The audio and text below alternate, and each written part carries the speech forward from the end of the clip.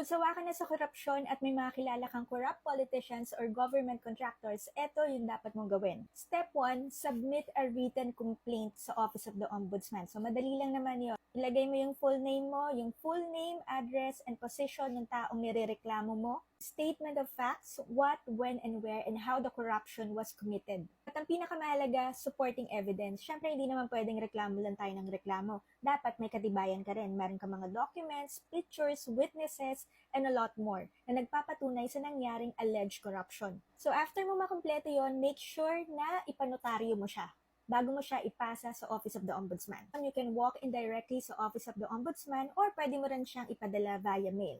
Agham Road, North Triangle, Quezon City.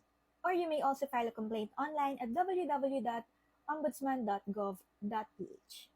Once ma-receive ng Ombudsman yung complaint mo, they will evaluate it in form and in substance. Kaya it's very important na yung ipapasa mong mga documents or katibayan ay kumpleto. Upon evaluating your complaint at napatunayan nila na valid yung concern mo, they will start a fact-finding investigation.